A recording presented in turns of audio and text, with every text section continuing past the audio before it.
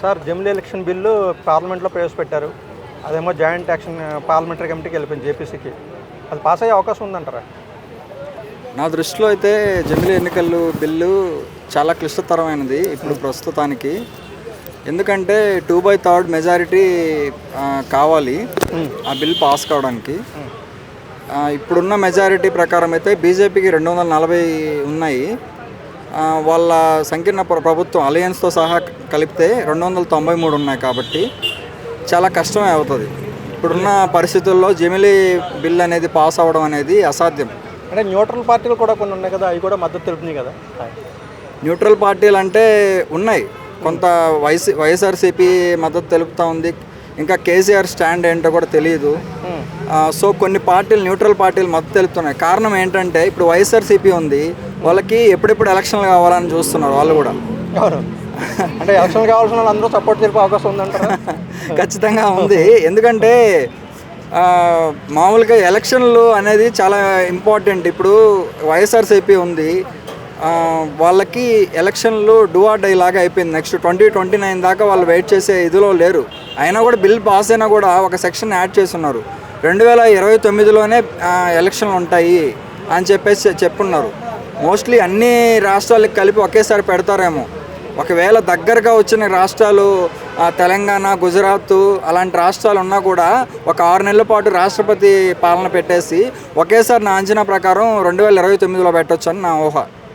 అంటే వెంటనే ఇప్పుడు వచ్చినా 2027లో వచ్చే అవకాశం లేదండి. 2027లో అయితే జమిలీ ఎన్నికలు రావు. ఎందుకంటే 2027కి ఇంకా బిల్ కూడా పాస్ కాలేదు. 2 చట్టసభల్లో పాస్ కావాలి. తర్వాత వచ్చి బిల్లుని జేపీసీకి పంపించున్నారు.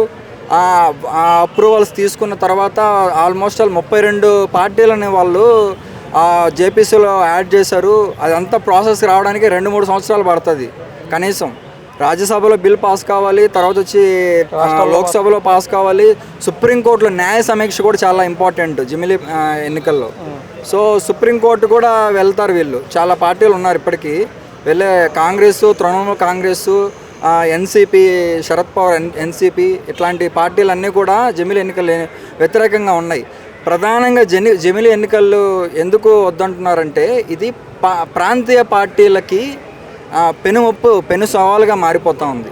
ఎందుకంటే ప్రాంతీయ పార్టీలు అనేటివి కనుమరుగైపోయే సూచనలు ఎక్కువ ఉంటాయి. చాలా ప్రాంతీయ పార్టీలు ఉన్నాయి, కానీ మోస్ట్ ఆఫ్ ద ప్రాంతీయ పార్టీలు ఏంటంటే ఎన్డీఏ అలయన్స్తో ఉన్నటువంటి ప్రాంతీయ పార్టీలు, జనసేన కావచ్చు, టీడీపీ కావచ్చు, మీరు అక్కడ శివసేన కావచ్చు. కొన్ని శివసేన అంటే ఆయన ఉద్ధవ్ థాక్రే కాకుండా ఇంకొక ఆయన ఉంటున్నాడు కదా, షిండే, ఆయన పార్టీ కావచ్చు. ఇవన్నీ కూడా సపోర్ట్ చేస్తూ ఉన్నాయి. కానీ అది సాధ్యమయ్యే పని అయితే కాదు. ప్రాంతీయ పార్టీ కనుమరుగే పరిస్థితి జమిలీ ఎన్నికల్లో ఉంది. ఎందుకంటే ఒక్కసారిగా అన్ని పార్టీలకి ఎన్నికలు జరుగుతాయి. ప్రధాన పార్టీలు అనేటువంటి కాంగ్రెస్, బీజేపీ కనిపిస్తాయి ఎలక్షన్లు. ఎందుకంటే వాళ్ళకి సింబల్ కూడా 1 or 2 ఇస్తారు ప్రతి ఏరియాలో కూడా. సో అందుకని ఏంటంటే ఖచ్చితంగా జమిలీ ఎన్నికలు అనేటివి చాలా ప్రాంతీయ పార్టీలు అనేటివి వ్యతిరేకిస్తాయి. అందులో ఏంటంటే వాళ్ళు సెక్షన్ చేర్చలేదు.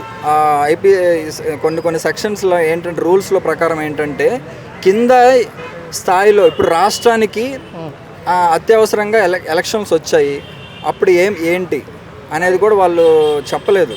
అది మెయిన్ సమస్యగా మారిపోయింది రాష్ట్రాలకి.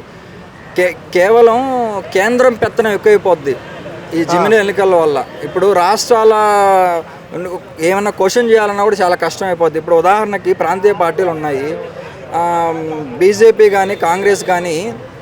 మీరు చూసినట్లయితే ఈ 2 ప్రధాన పార్టీలుగా ఉన్నాయి ఇప్పటికీ ఎన్నో సంవత్సరాల నుంచి. ఇంకా దానికి ఆల్టర్నేటివ్ ఫోర్స్గా వేరే కేంద్ర పార్టీ లేదు.